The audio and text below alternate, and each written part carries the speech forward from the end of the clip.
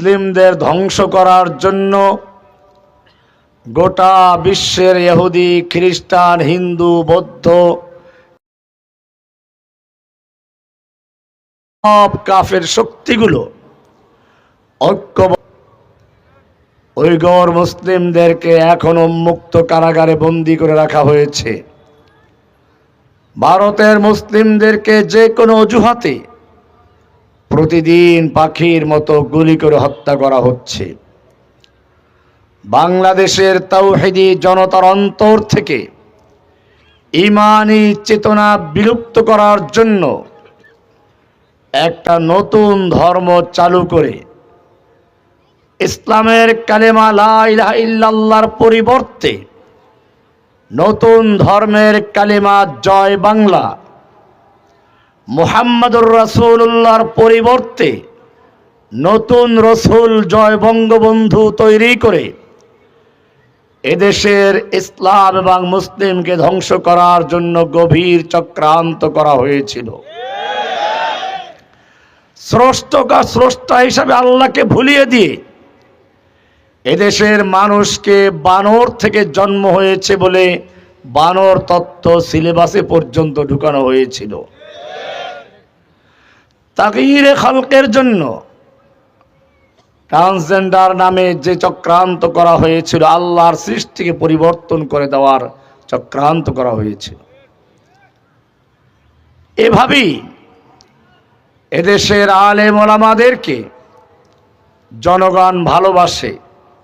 জুমার দিন তাদের বক্তব্য শুনে, ওয়াজ মাহফিলে তাদের বক্তব্য শুনে ঈমানি চেতনা ফিরে পায়।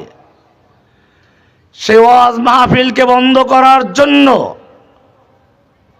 কোরআনের পাখিদেরকে ধরে ধরে জেলে ঢুকানো হয়েছিল। মসজিদের মেম্বারে পর্যন্ত কোরআন হাদিসের কথা বলতে দেওয়া হয়নি।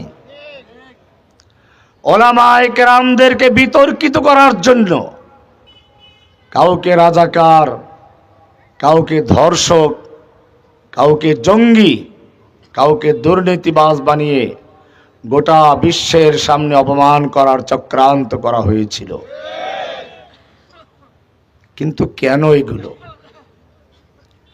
যে ইহুদি কাল পর্যন্ত মুসলিমদের কাছে মুসলিমদের গোলামি করার জন্য করজোড় প্রার্থনা করছিল, সেই ইহুদি আজকে এত শক্তি কোত্থেকে পেল? ইতিহাস পড়ুন। ওমর বিন খাত্তাব রাদিয়াল্লাহু তাআলা আনহুর যুগে খয়বর থেকে ইহুদিদেরকে বহিষ্কার করার নোটিশ জারি করা হলো। ইহুদি নেতারাও এই মাইকের অবস্থা কেন? এ রাত্র বেশি হয়ে গেলে মাহফিল নিজেও করতে পারি না, গলা সমস্যা, মাইকও সমস্যা হয়ে যায়। দোয়া করেন যেন কিছু কথা বলতে পারি, আল্লাহ তৌফিক দান করেন। মাইকটা একবার ঠিক হয়, একবার নষ্ট হয়। যে ইহুদি ওমর বিন খাত্তাবের দরবারে এসে নেতারা প্রার্থনা করলো, ওমর তুমি কেন আমাদের বহিষ্কার করছো, খয়বর থেকে বের করে দিচ্ছ? আমরা তোমাদের খেজুরের বাগানে কাজ করি, মজদুরি করি, কৃষি কাজ করি, তোমাদের গোলামি করি। তোমরা জমির মালিক, আমরা শ্রমিক। যে ফসল হয় তার অর্ধেকের বিনিময়ে আমরা কাজ করি। কেন আমাদের বহিষ্কার করছো? তোমাদের নবী তো আমাদেরকে এই কাজ দিয়ে গেছেন। এই চুক্তিতে রাখা হয়েছিল। ওমর বিন খাত্তাব রাদিয়াল্লাহু তাআলা আনহু বলেছিলেন, আল্লাহর দুশমন, সেদিন আল্লাহর নবী কি বলেছিলেন তা আমার অক্ষরে অক্ষরে মনে আছে। সেদিন আল্লাহর নবী বলেছিলেন, আমি তোমাদেরকে ঠিক সে পর্যন্ত থাকতে দিব খয়বরে যে পর্যন্ত আল্লাহর মঞ্জুর হবে, কিন্তু অচিরেই তোদেরকে খয়বর থেকে বহিষ্কার করা হবে এবং তোদেরকে নিয়ে তোদের উটগুলো এত দূর পর্যন্ত যেতে বাধ্য হবে, যেতে যেতে উট ক্লান্ত হয়ে যাবে। আজকে সেদিন এসেছে, তোদের বহিষ্কার করা হচ্ছে, কোথায় যাবি সেদিকে রাস্তা খুঁজে বের কর। যে হিন্দু 700 বছর পর্যন্ত মুসলিমদের গোলামি করলো, মুসলিমদের বাড়িঘর পরিষ্কার করলো, সুইপারের কাজ করলো। আজকে সে হিন্দু মুসলিমদের উস্কানিমূলক স্লোগান দিচ্ছে, হিন্দু হিন্দি হিন্দুস্তান, জবন ভেজো পাকিস্তান, गो हमारी माता है तुम उसको खाता है, तुमको चाहिए कब्रिस्तान या भेजेंगे पाकिस्तान। তাদের সাহস এ পর্যন্ত বেড়ে গেছে, বাংলাদেশে ইসকন নামক এক সন্ত্রাসী সংগঠন তৈরি করে দিনে দুপুরে মুসলিমদেরকে সেই ভারতের মতো পিটিয়ে কুপিয়ে হত্যা করার মতো দুঃসাহস দেখিয়েছে। কেন? মূল কারণটা খুঁজে বের করার চেষ্টা করো। এত ওয়াজ মাহফিল হয়, এত বক্তব্য হয়, কেন তারপরেও মুসলিমদের আসল জায়গার খবর থাকে না? আজকে আমি আপনারা ওলামায়ে কেরাম যারা খেয়াল রাখবেন, সবসময় আমরা তাফসির করি কোরআনের তাফসির কোরআন দিয়ে, অথবা কোরআনের তাফসির হাদিস দিয়ে। আজকে একটা উল্টো হবে, একটা হাদিসের ব্যাখ্যা করব কোরআন দিয়ে ইনশাআল্লাহ। হাদিসের ব্যাখ্যা কি দিয়ে? এটা আনোখা, তাফসিরুল হাদিস বিল কোরআন। কেন? একটা হাদিসে গুরুত্বপূর্ণ কিছু কথা আছে এই সমস্যা সম্পর্কে। আল্লাহর নবী সাল্লাল্লাহু আলাইহি ওয়াসাল্লাম সাহাবায়ে কেরামদের নিয়ে বসে আছেন, বিভিন্ন প্রসঙ্গে আলোচনা হচ্ছে, মুসলিমদের অবস্থা কি হবে। এক পর্যায়ে বললেন, ইউশিকু আন ইয়াতাদাআল উমাম, অচিরে এমন একটি মুহূর্ত আসবে যখন দুনিয়ার সকল কাফের শক্তিগুলো, ইহুদি খ্রিস্টান হিন্দু বৌদ্ধ নাস্তিক মুরতাদ সব ঐক্যবদ্ধ হয়ে একে অপরকে আহ্বান করবে, আসুন আমরা ন্যাটো জোট করি, জাতিসংঘ করি, ঐক্যবদ্ধ হয়ে মুসলিমদের ধ্বংস করার জন্য আমরা ঐক্যবদ্ধ হয়ে মাঠে নামি। এরকম তারা আহ্বান করবে, যেরকম ভাবে দস্তরখানে খাবার তৈরি করে সম্মানিত মেহমানদেরকে আদরের সঙ্গে ডাকা হয়। মেলে নাই এখন? এরপরে শুনুন কি বলছেন। সাহাবায়ে কেরাম প্রশ্ন করলেন, ইয়া রাসূলুল্লাহ, আমরা মাত্র 1 থেকে 1.5, বর্তমান সুপার পাওয়ার গুলো থরথর করে কাঁপে, রোম সম্রাট পারস্য সম্রাটের ঘুম হারাম হয়ে যায়, আর সেখানে মুসলিমদের ধ্বংস করার জন্য কাফেররা মাঠে নামবে, একজন অপরজনকে আহ্বান করবে। ওদের এত বড় সাহস হবে কি করে? তখন কি মুসলিমদের সংখ্যা আমাদের চেয়েও কমে যাবে? তখন কি মুসলিমদের সংখ্যা আমাদের চেয়েও কমে যাবে? আল্লাহর রাসূল বললেন, না, তোমাদের সংখ্যা কমে যাবে না, বরং অনেক বৃদ্ধি পাবে। তোমাদের চেয়ে কোটি কোটি গুণ বেশি সংখ্যা হবে। কিন্তু জেনে রাখো, ওয়ালাকিন্নাকুম গুসাউন কাগুসাইস সাইল, প্লাবনের সময় ভাসমান খড়কুটা ময়লা আবর্জনা পানির উপরে ভাসতে থাকে, স্রোত যেদিকে চায় সেদিকে নিয়ে যায়, আবার বাতাসে একদিকে ধাক্কা মারে সেদিক চলে যায়, নিজের কোনো স্থায়িত্ব থাকে না। ওয়ালাকিন্নাকুম গুসাউন কাগুসাইস সাইল, তোমাদেরকে একটা দিন দেওয়া হয়েছে, তোমাদের একটা পরিচয় আছে, মিল্লাতা আবিকুম ইব্রাহিম, তোমাদের এই মিল্লাতের নাম হচ্ছে ইসলাম, হুয়া সাম্মাকুমুল মুসলিমিন, তোমাদের একটা নিজস্ব দিন আছে, ইন্নাদ-দীনা ইনদাল্লাহিল ইসলাম, তোমাদের একটা দিন আছে, তার নাম কি? এটা এমন এক দিন, যেই দিন যে গ্রহণ করবে তার অন্য কোনো দিনের সাথে অন্য কোনো দিন পালন করতে পারে না, অন্য কোনো দিনের মধ্যে কল্যাণ খুঁজতে পারে না। ومن يبتغ غير الإسلام دينا فلن يقبل منه وهو في الآخرة من الخاسرين। যে ব্যক্তি ইসলাম কবুল করার পরে আবার অন্য ধর্মের মধ্যে কোনো কল্যাণ খুঁজে বেড়ায়, ওয়াহদাতুল আদিয়ান করতে চায়, মিলেমিশে চলতে চায়, ওদের পূজায় গিয়ে পাহারাদারি করে, মন্দির পাহারাদারি করে, ومن يبتغ غير الإسلام دينا فلن يقبل منه, তার থেকে কিছুই গ্রহণযোগ্য হবে না। তার নামাজ, রোজা, হজ, যাকাত, তার তাসবিহ, তাহলিল, জিহাদকে তার কোনো কিচ্ছু গ্রহণযোগ্য হবে না। ওহুয়া ফিল আখিরাতি মিনাল খাসিরিন, সে আখিরাতে ক্ষতিগ্রস্ত হবে। কোরআন সুন্দর করে বলছে, গোসাউন কা গোসাই সাইল, কেন ভাসমান খড়কুটা কেন? কোরআনের একটা আয়াত পড়লে বুঝবেন মুসলিমদের শক্তির উৎস। আলাম তারা কাইফা দারাবাল্লাহু মাসালান কালিমাতান তাইয়্যিবাহ, তারা কি লক্ষ্য করছে না? তোমরা কি দেখতে পাচ্ছ না আল্লাহ তাআলা কিভাবে কালেমায়ে তৈয়্যিবাকে উদাহরণ দিয়েছেন?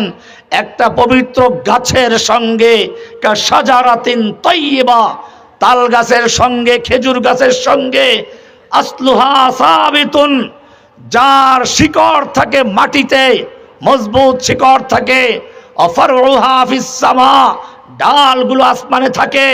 কোন সাইলাব, কোন তুফান, কোন ঝড়ো হাওয়া এদেরকে কাজ করতে পারে না, সব কিছু মোকাবেলা করে সে অটল দাঁড়িয়ে থাকে। ঠিক তেমনি ভাবে যারা লা ইলাহা ইল্লাল্লাহর কালেমা পড়বে, আসলুহা সাবিতুন, তাদের ভিত্তি হবে, দাঁড়াবে তারা জমিনে, ফারউহা ফিস সামা, তাদের শাখা হবে, হাত থাকবে আসমানে। আসমানে কোন পর্যন্ত? কোন পর্যন্ত? খেজুর গাছের ডাল পর্যন্ত না তাল গাছের ডাল পর্যন্ত?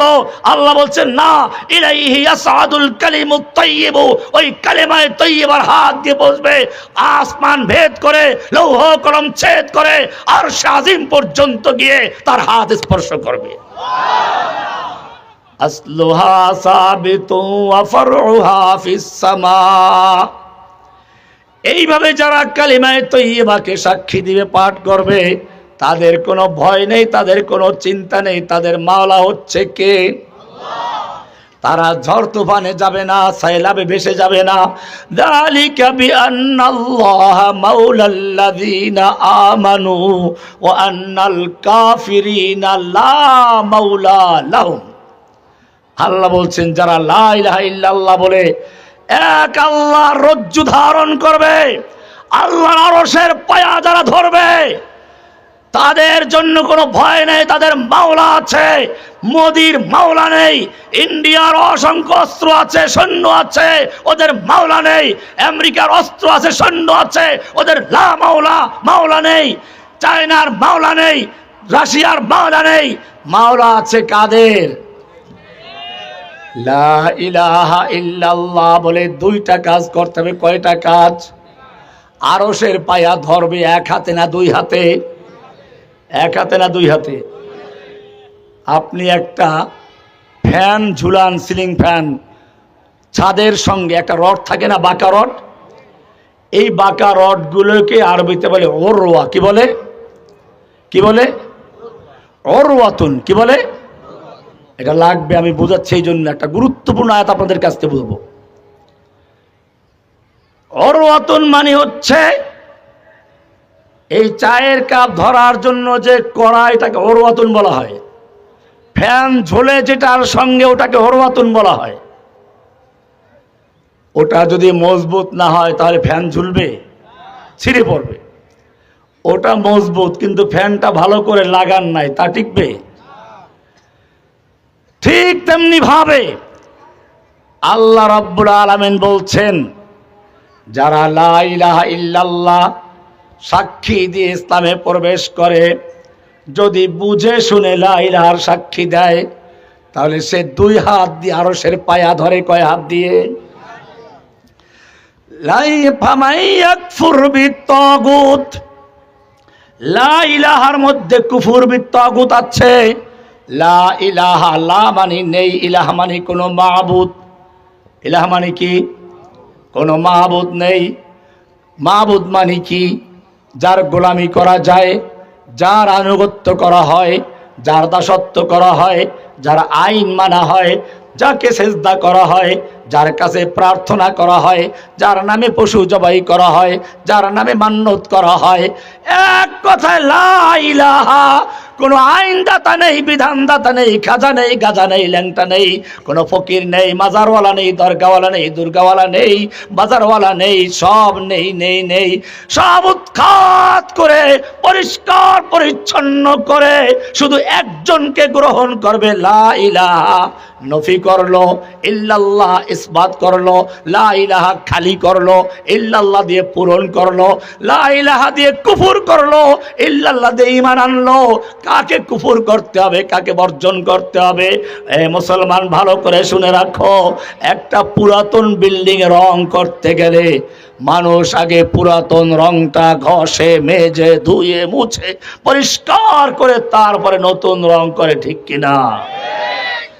পুরাতন রঙের উপর রং করলে রং থাকবে, পুরানটাও যাবে, নতুনটাও যাবে। ও মুসলিম, যদি ভালো করে বুঝে থাকো, এবারে লা ইলাহা ইল্লাল্লাহকে চিন্তা করো। লা মানে নেই, ইলাহা মানে কোনো মাবুদ। কোনো মাবুদ নেই বলে তুমি তোমার অন্তর থেকে সব উৎখাত করেছো, পরিষ্কার পরিচ্ছন্ন করেছো। লা ইলাহা বলেন নফি, ইল্লাল্লাহ হলো ইসবাত। লা ইলাহা তাখলিয়া খালি করা, ইল্লাল্লাহ তাহলিয়া পূরণ করা। লা ইলাহা মানে কুফর করা, কাফের হয়ে গেলাম। কার কাফের? যত বাতিল ইলাহ সবের কাফের আমরা। সবকে কুফর করে, প্রত্যাখ্যান করে, বর্জন করে এরপরে শুধু একজনকে গ্রহণ করবে। কাকে? এই লা ইলাহার সাক্ষী দেওয়া ছাড়া তোমার ঈমান হবে না। আশহাদু আল্লা ইলাহা, এই লা ইলাহার সাক্ষী না দিলে তোর আযান হবে না। লা ইলাহা ইল্লাল্লাহর সাক্ষী না দিলে তোর ইকামত হবে না। লা ইলাহার সাক্ষী না দিলে তোর ঈমানও হবে না। লা ইলাহার সাক্ষী আল্লাহ বলছেন, প্রশ্ন করেছেন, প্রশ্ন করে উত্তর দেয় কেন জানেন? গুরুত্ব বুঝাবার জন্য। আল্লাহ তাআলা আপনাকে আমাকে কোরআনে প্রশ্ন করেছেন, কুল আইয়ু শাইইন আকবারুশ শাহাদা, বলো তো সবচেয়ে বড় সাক্ষ্য কোনটি? কোরআনে এই প্রশ্ন আছে, জীবনে শুনছেন, অথচ আল্লাহ প্রশ্ন করেছেন। কুল বলো, এই মুসলিম বলো, আল্লাহ বলতে বলেছেন আইয়ু শাইইন আকবারুশ শাহাদা, সবচেয়ে বড় সাক্ষ্য, সাক্ষ্যর বিবেচনায় সবচেয়ে বড় সাক্ষ্য কোনটি বলো তো? কে বলেছেন? আল্লাহ প্রশ্ন করেছেন। এরপর আল্লাহ উত্তর দিয়েছেন ওই আয়াতে। এবারে আল্লাহ তাআলা বলছেন, শোনো, শুধু আল্লাহ প্রশ্ন করে ক্ষান্ত করেন নাই। যদি তোমাকে প্রশ্ন করা হয় এমন কোন সাক্ষ্য আছে যে সাক্ষ্য ফেরেশতা দিয়েছেন, আলেমরা দিয়েছেন, কিন্তু আল্লাহ নিজেও দিয়েছেন। কে দিয়েছেন? শাহিদ আল্লাহ, আল্লাহ সাক্ষ্য দিয়েছেন। কে সাক্ষ্য দিয়েছেন? শাহিদ আল্লাহু আন্নাহু লা ইলাহা ইল্লা হুয়া ওয়াল মালাইকাতু ওয়া উলুল ইলমি কায়িমান বিল কিসত। লা ইলাহার সাক্ষী দিয়েছেন কে? এইবারে সাক্ষ্য কাকে বলে? বুঝে শুনে অন্তরের বিশ্বাস নিয়ে যেটাকে বলে তাকে বলা হয় কি? না বুঝে যদি সত্য কথাও বলে তাকে সাক্ষ্য বলা হয় না। মুনাফিকরা আল্লাহর নবীর দরবারে এসে বলল, নাশহাদু ইন্নাকা লা রাসূলুল্লাহ, আমরা সাক্ষ্য দিচ্ছি আপনি আল্লাহর রাসূল। কথা সত্য বলে নাই, কিন্তু আল্লাহ কি বলছেন? সূরা মুনাফিকুন পড়েন। আল্লাহ বলছেন, আল্লাহু ইয়াশহাদু ইন্নাল মুনাফিকিনা লাকাযিবুন, আল্লাহ সাক্ষ্য দিচ্ছেন মুনাফিকরা মিথ্যাবাদী। ও রব্বুল আলামিন, মুনাফিকরা তো কথা বলল যে আপনি আল্লাহর রসুল, রসুলকে রসুল বলে স্বীকৃতি দিল, ওরা মিথ্যা বলল কি করে?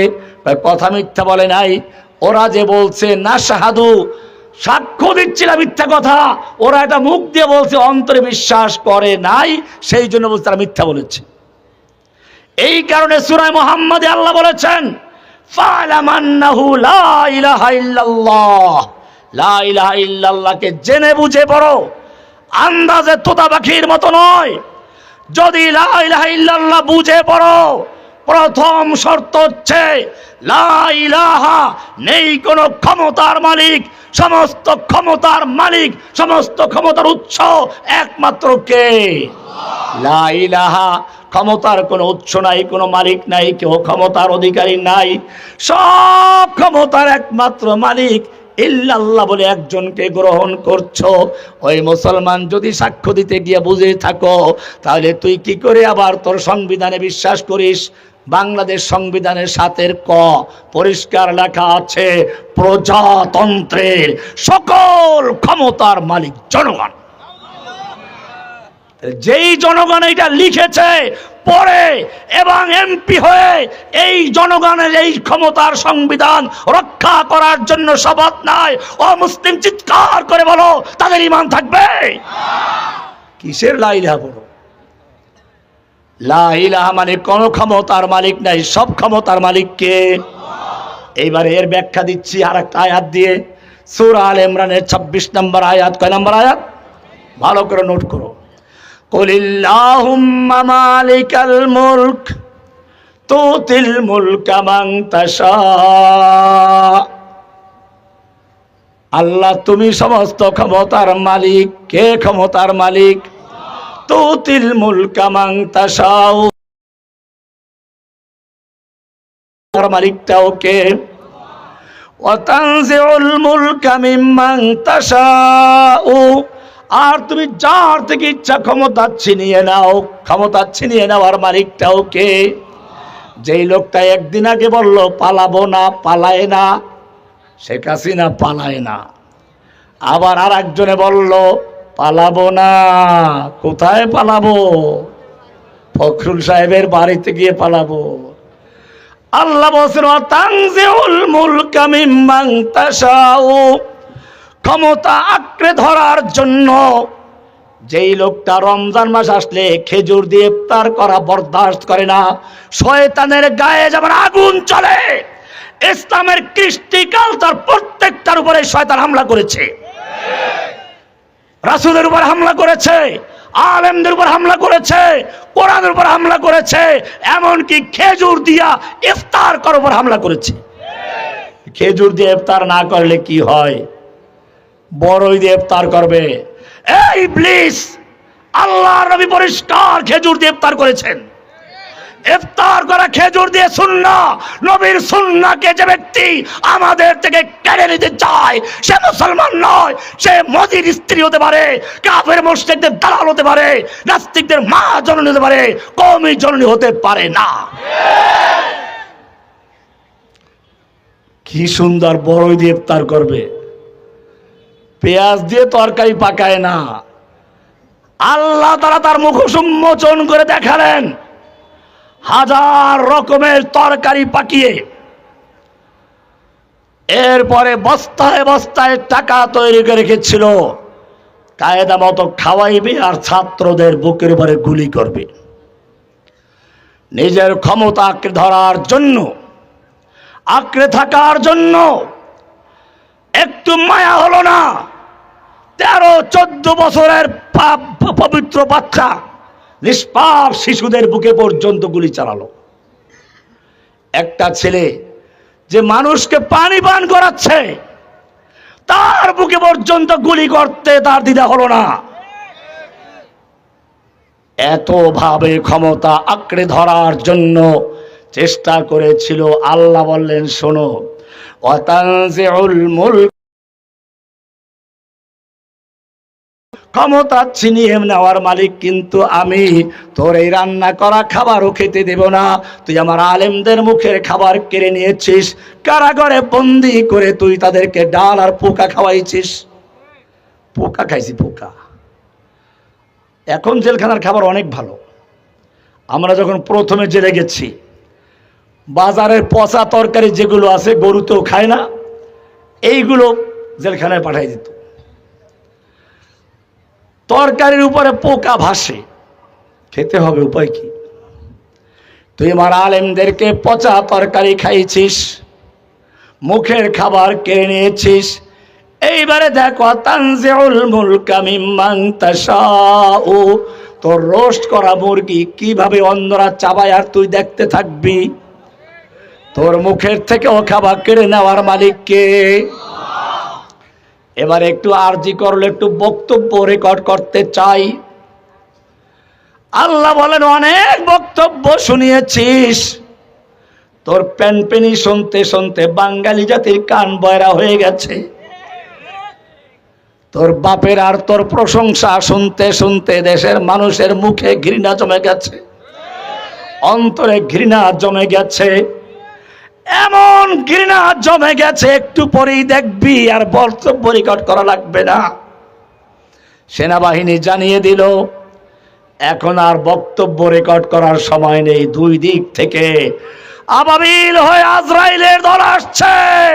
তোমার লক্ষ টাকা দামের শাড়ি নয়, তোমার চামড়া পর্যন্ত ছিন্ন ভিন্ন করে কাউয়ার কুত্তা দিয়ে খাওয়া প্রস্তুত হয়েছে। পালা, তাড়াতাড়ি পালা। আল্লাহ এখানেও দেখিয়ে দিলেন তুই আমার আলেম আমাদের সামনের থেকে বক্তব্য দিতে দাও না, মাইক কেড়ে নিয়েছিস। মসজিদের খতিবের সামনের থেকে মাইক কেড়ে নিয়েছিস। জসিমউদ্দিন রহমানীকে জেলখানায় বন্ধ করে তার খুতবা বন্ধ করে দিয়েছিস, কারণ তোর ভয় ছিল। তুই বক্তব্য দিয়েছিলি মদিনার সনদ দিয়ে দেশ চলবে। রহমানী মদিনার সনদ প্রত্যেকটা স্পষ্ট ধরাই দিয়েছিল। মন্দিরে গিয়ে বক্তব্য দিল মা দুর্গা দেবী আসলে গজে চড়ে দেশে ফলে বলে যায়, আমি তার প্রতিবাদে বক্তব্য দিয়েছিলাম। ওর কলিজায় আগুন লেগেছিল, যার কারণে রহমানের নাম শুনলে নাকি ওর মাথা গরম হয়ে যেত। আল্লাহ তাআলা দেখালেন তুই রহমানের বক্তব্য কেড়ে নিয়েছিস, হাজার হাজার আলেমদেরকে জেলে ঢুকিয়েছিস, এক একজনকে এক এক তকমা দিয়ে, সাইদিকে রাজাকার বানিয়ে, মামুনুল হককে কি বানিয়ে, জসিমউদ্দিন রহমানীকে জঙ্গি বানিয়ে, আলেমদেরকে দুর্নীতিবাজ বানিয়ে, আলেম ওলামাদের দিয়ে জেলখানা ভরে ফেলেছিস। বক্তব্য দিতে দাও নাই। এখন দেখ তোর বক্তব্য ছিনে নেওয়ার মতো ক্ষমতা আছে। ওয়াতানজিউল মুলকা মিম্মান তাশাউ ওয়া তুইজ্জু মান তাশাউ ওয়া তুযিল্লু মান তাশাউ। ইজ্জত দেওয়ার মালিকও তুমি, অপমান করার মালিকও তুমি। ওরা আমাদেরকে অপমান করার জন্য মাথায় হেলমেট পরিয়ে, গায়ে বুলেট প্রুফ জ্যাকেট পরিয়ে, দুই হাতে হ্যান্ডকাপ লাগিয়ে, পায়ে ডান্ডা বেরি পরিয়ে জাতির সামনে উপস্থাপন করত, সংবাদ মাধ্যমে প্রচার করত, আর দেখাতো এরা জগৎ বিখ্যাত সন্ত্রাসী। এইভাবে তারা চেষ্টা করেছিল আমাদেরকে অপমান করার জন্য। কিন্তু আমরা দেখেছি সেই অবস্থায়ও জনগণ সুযোগ পেলে সম্মানের সঙ্গে একটু হাত মেলাতো, দোয়া চাইতো, পকেটের ভিতরে কেউ কেউ টাকাও ঢুকিয়ে দিত, পুলিশকে ফাঁকি দিয়ে সুযোগ পেলে টাকা ঢুকিয়ে দিত। এমনকি পুলিশের মধ্যে অনেকে টাকা ঢুকিয়ে দিত পকেটে।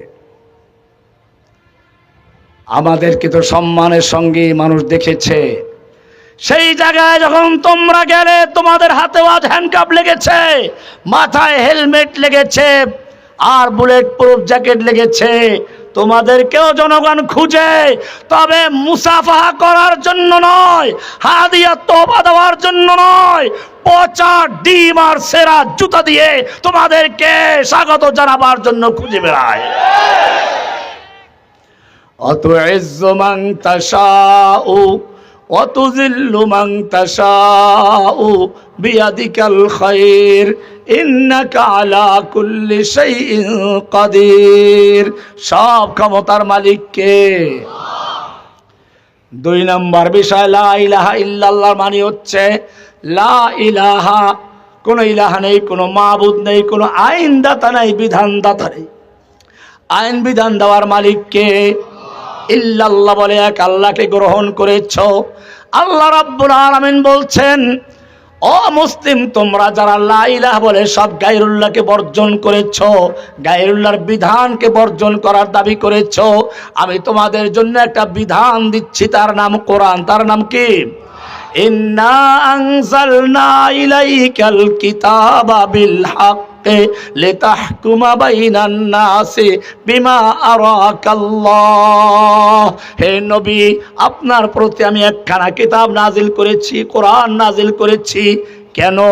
এই কোরআনটা মানুষ মারা গেলে পরে পয়সার বিনিময়ে খতম করার জন্য, ভূতে ধরলে চিনির প্লেটে লিখে ধুয়ে ধুয়ে মিশকো জাফরান দিয়ে খাওয়ানোর জন্য।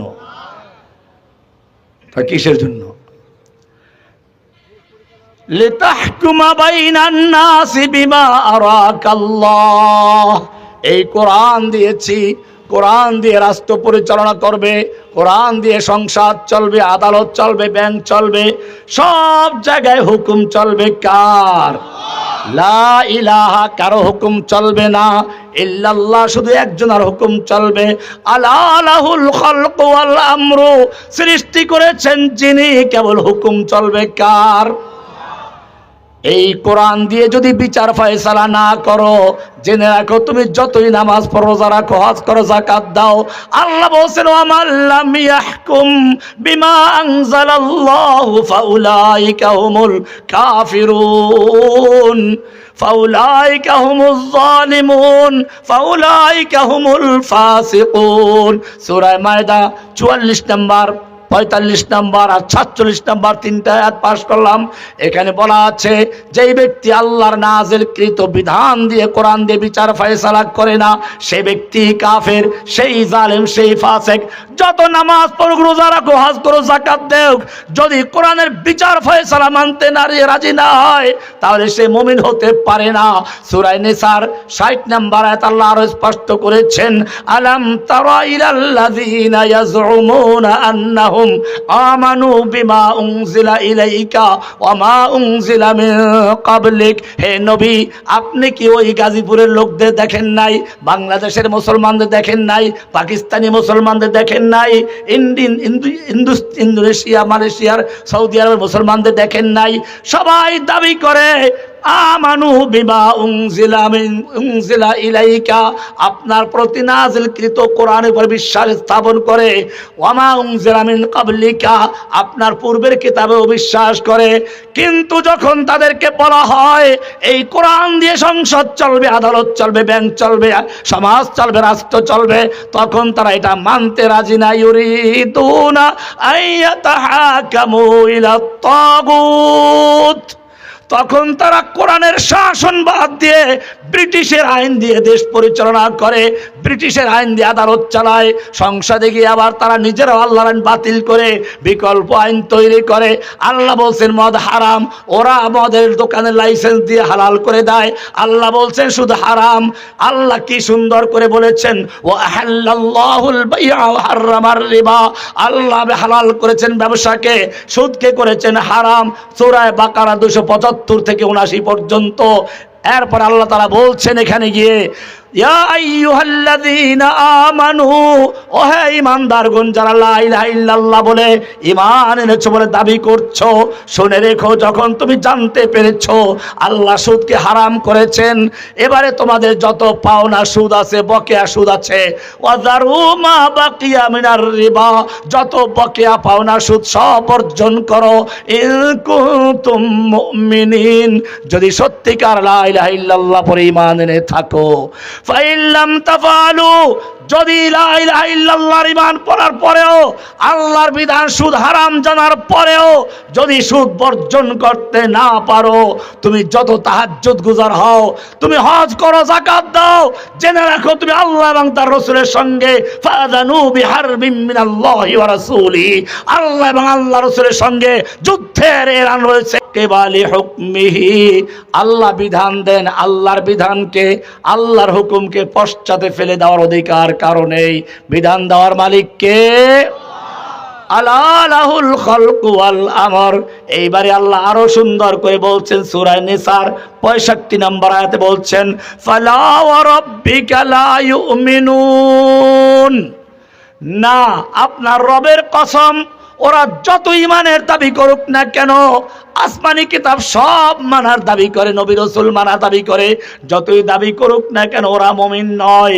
হাত্তা ইউহাক্কিমুকা ফীমা শাজারা বাইনাহুম, যতক্ষণ না পর্যন্ত তাদের মামলা মোকদ্দমার ক্ষেত্রে, বিচার ফয়সালার ক্ষেত্রে আপনার কাছে বিচার ফয়সালা না নিয়ে যাবে, কোরআনের কাছে হাদিসের কাছে বিচার ফয়সালা না নিয়ে যাবে, কোরআন হাদিসের আদালত কায়েম না করবে, সুম্মা লা ইয়াজিদু ফি আনফুসিহিম হারাজাম মিম্মা কাদাইতা, অতঃপর আপনি যেই বিচার ফয়সালা করবেন এইগুলো যতক্ষণ পর্যন্ত নির্দ্বিধায় বিনা সংশয়ে বিনা দ্বিধায় মেনে নিবে, ওয়ায়ুসাল্লিমু তাসলিমা, সম্পূর্ণরূপে আনুগত্য না করা পর্যন্ত সে যতই নামাজ পড়ুক, রোজা রাখুক, হজ করুক, যাকাত দাও, ইমানের দাবি করুক, সে ব্যক্তি মুমিন নয়। কে বলেছেন? বিচার ফয়সালা যতক্ষণ পর্যন্ত, শাসন ব্যবস্থা যতক্ষণ পর্যন্ত কোরআনের রাজ কায়েম না হবে, কোরআন দিয়ে ব্যাংক না চলবে, আদালত না চলবে, সংসদ না চলবে, অতক্ষণ পর্যন্ত তুমি যতই ইমানের দাবি করো, আল্লাহ কসম করে বলছেন ফালা ওয়া রাব্বিকা লা ইউমিনুন, ওরা মুমিন নয়, ওরা মুনাফিক, ওরা অন্য কিছু। এই মুনাফিকটা বলছে আমি নিজে না, এটা আবার কোরআনে আছে, সূরা নিসার 61 নম্বর আয়াত। وَإِذَا قِيلَ لَهُمْ تَعَالَوْا إِلَى مَا أَنزَلَ اللَّهُ وَإِلَى الرَّسُولِ, যখন এই লোকগুলোকে বলা হয় তুমি তো আসমানি কিতাবে বিশ্বাস করেছো বলে দাবি করো, তুমি কোরআন মানো বলে বিশ্বাস করো, দাবি করো, আসো এবারে কোরআনের রাজ কায়েম করি, কোরআনের শাসন আদালত কায়েম করি।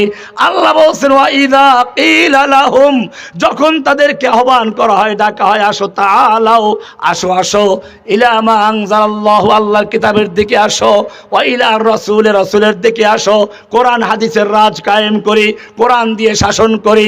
আপনি তখন দেখবেন রাআইতাল মুনাফিকিনা ইয়াসুদ্দুনা আনকা সুদুদা, সূরা নিসার 61 নম্বর আয়াত খুঁজে দেখো, না পাইলে আমাকে ধরো।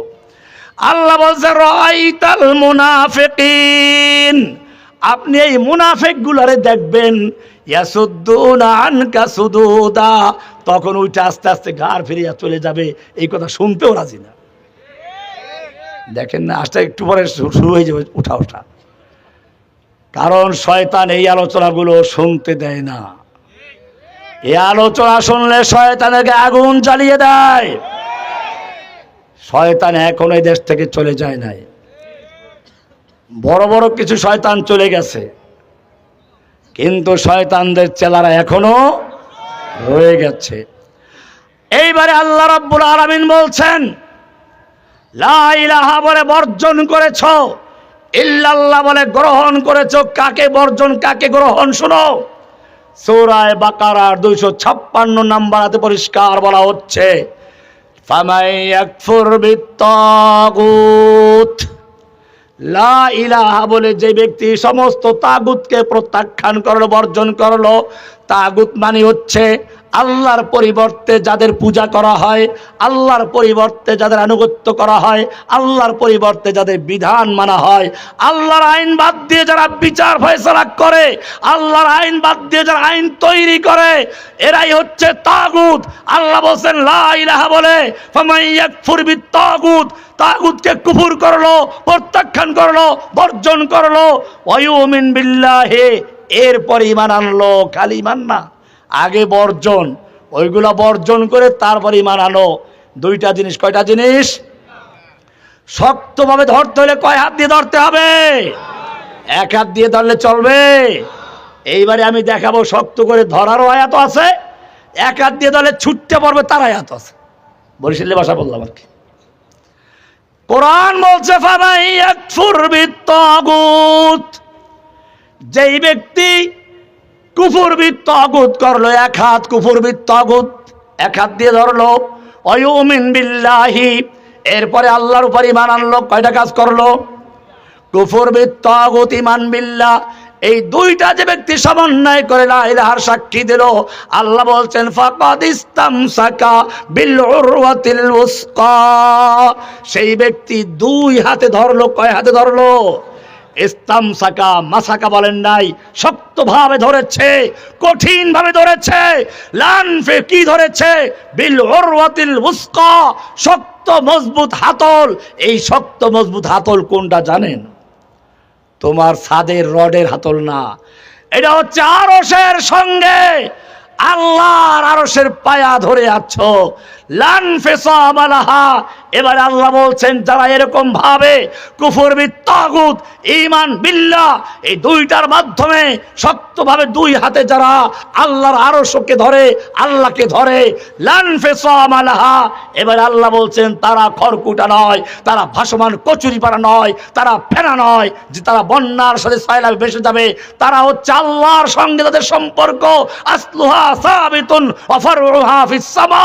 তাদের যদিও শিকড় নিচে, তাদের শাখা আসমান পর্যন্ত আরশ ছুঁয়ে আছে।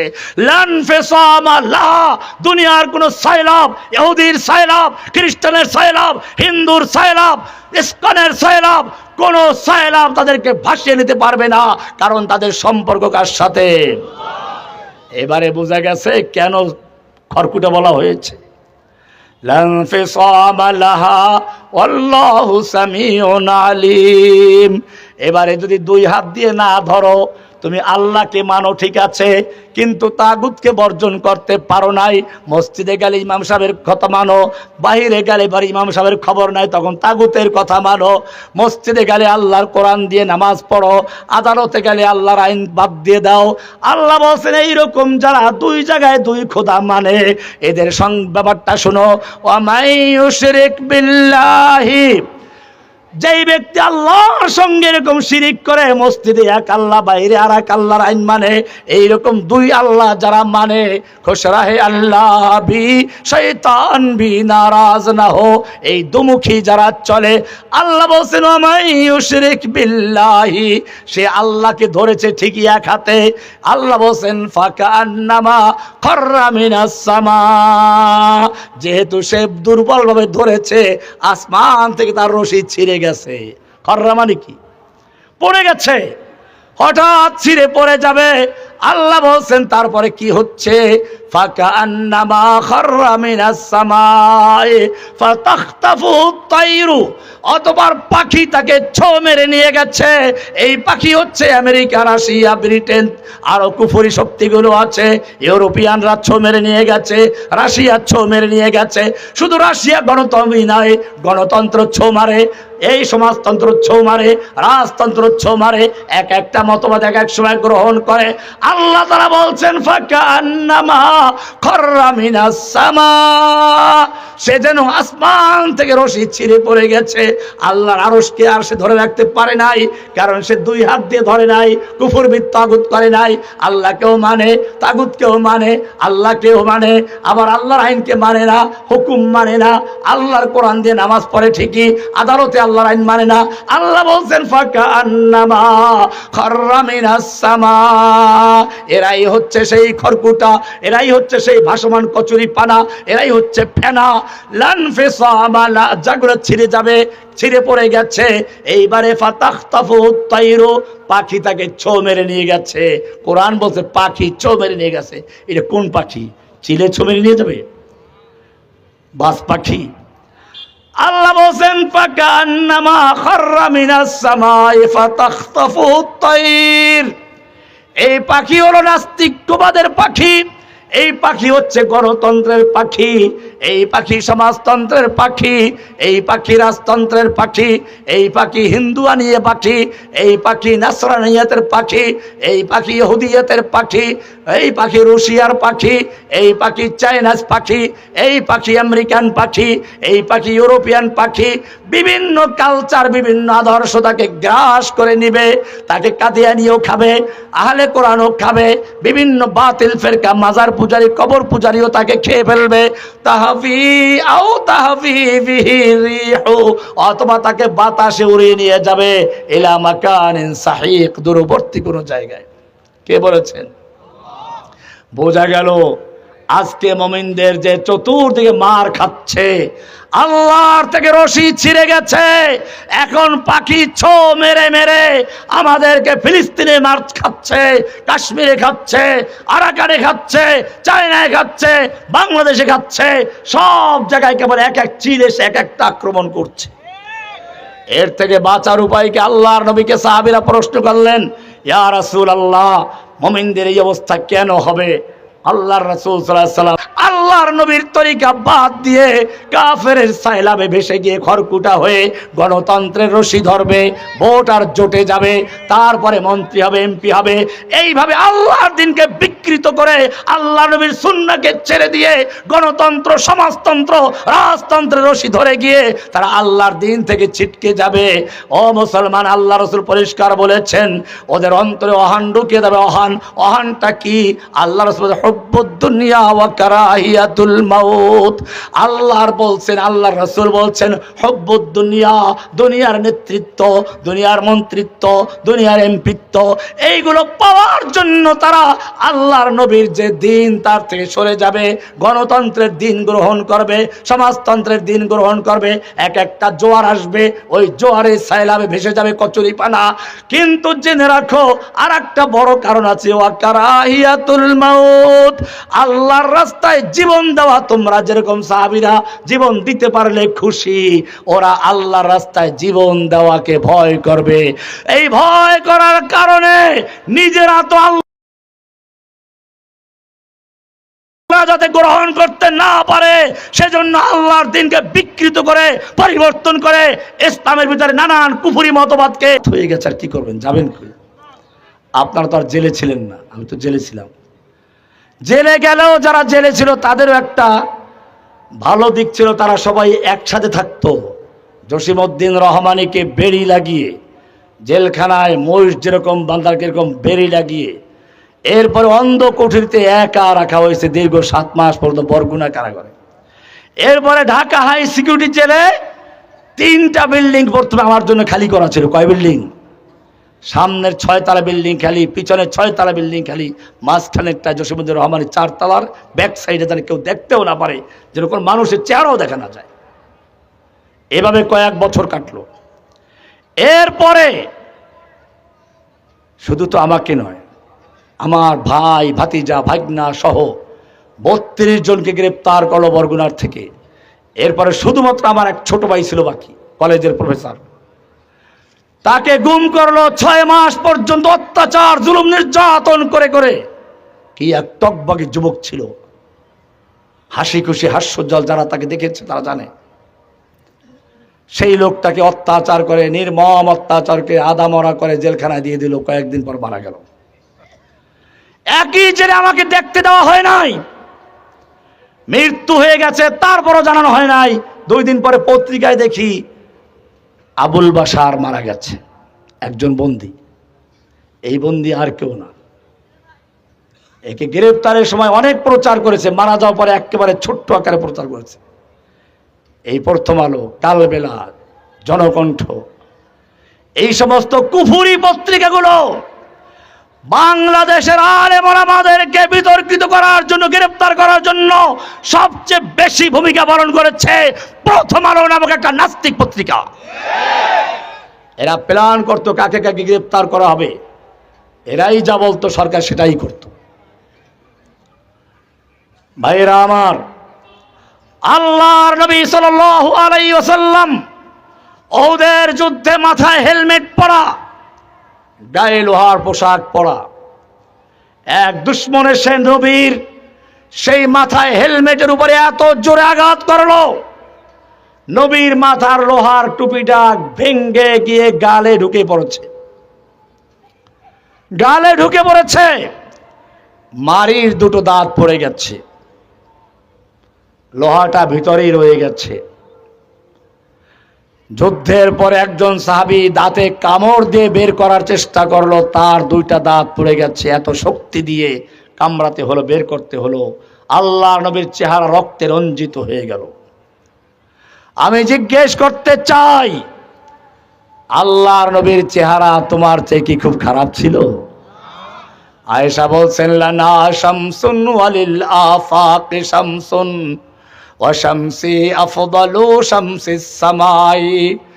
ও দুনিয়ার মানুষ শোনো, আমারও একটা সূর্য আছে, আসমানেরও একটা সূর্য আছে। আসমানের সূর্য ফাইন্নাশ শামসা তাতলু বাদাল ফাজরি ওয়া শামসি তাতলু বাদাল ইশাই। আসমানের সূর্য উদয় হয় ফজরের পরে, আর আমার সূর্য উদয় হয় এশার পরে।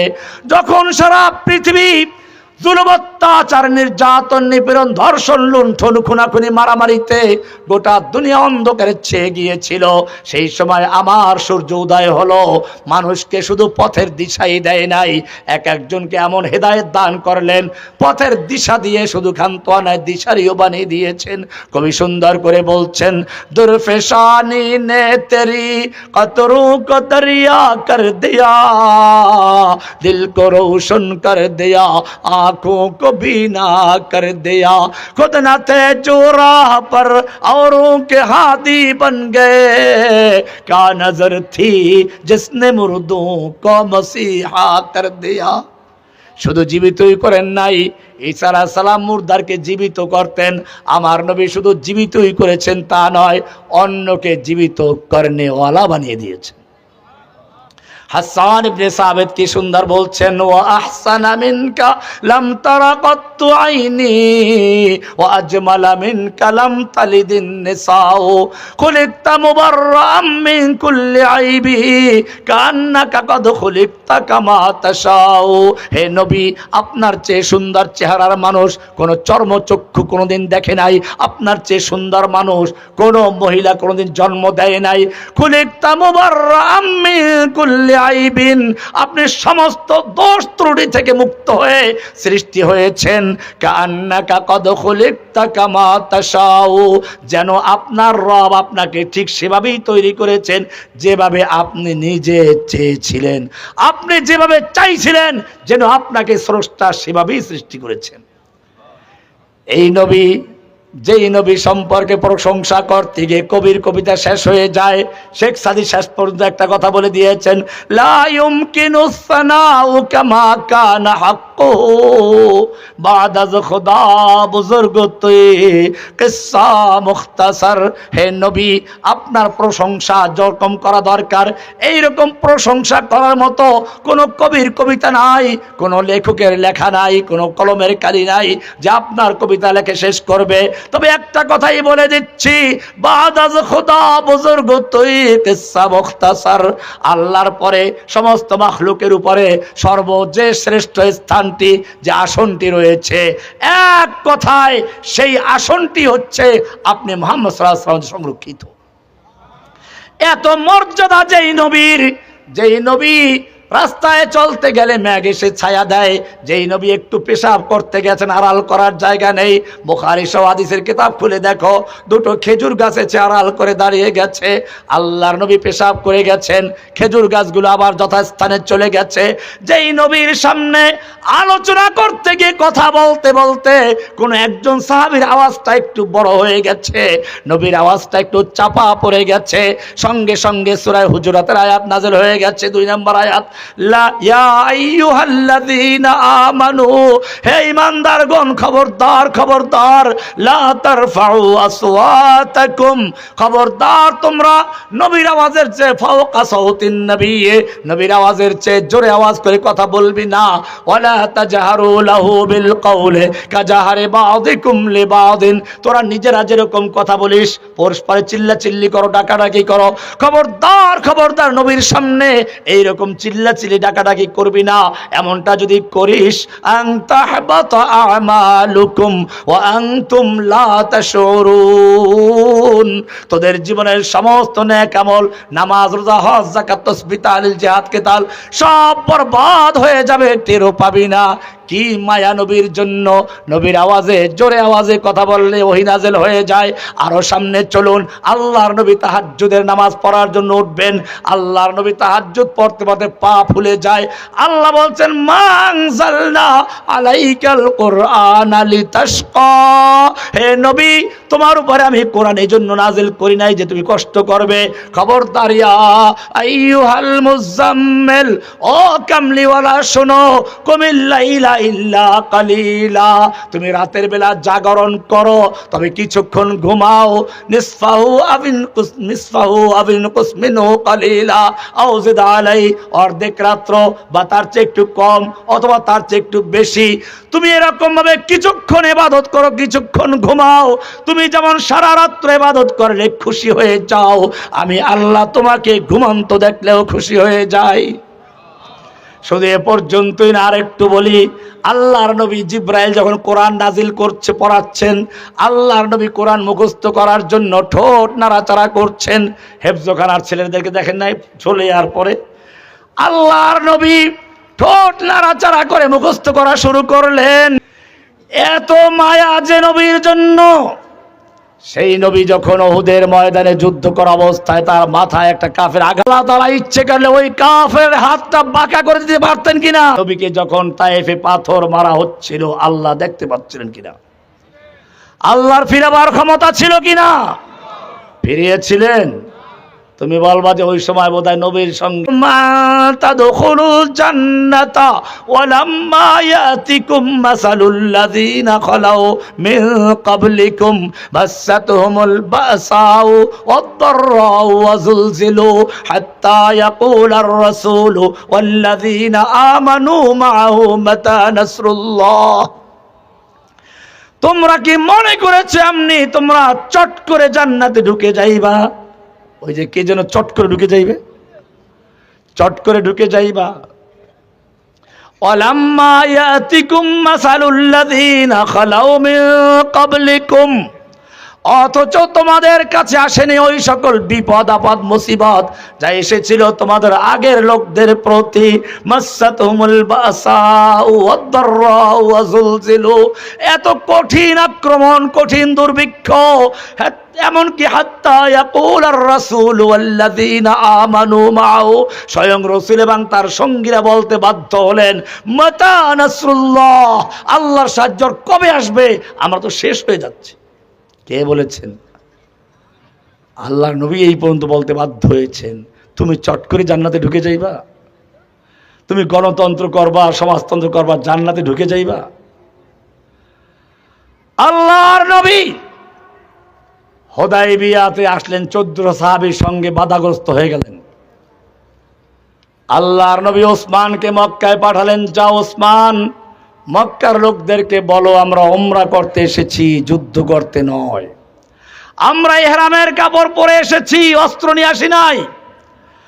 আমরা কোরবানির পশু সঙ্গে এনেছি, অস্ত্র আনি নাই। ওরা চিন্তা করলে এই তো মোক্ষম সুযোগ।